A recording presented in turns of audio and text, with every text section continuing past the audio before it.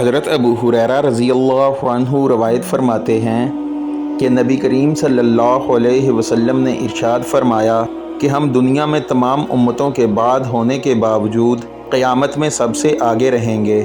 فرق صرف یہ ہے کہ کتاب انہیں ہم سے پہلے دی گئی تھی۔ یہی جمعہ ان کا بھی دن تھا جو ہم پر فرض ہوا، لیکن ان کا اس کے بارے میں اختلاف ہوا اور اللہ تعالیٰ نے ہمیں یہ دن بتا دیا۔ اس لیے لوگ اس میں ہمارے تابع ہوں گے، جبکہ یہود دوسرے دن ہوں گے اور نصارہ تیسرے دن ہوں گے۔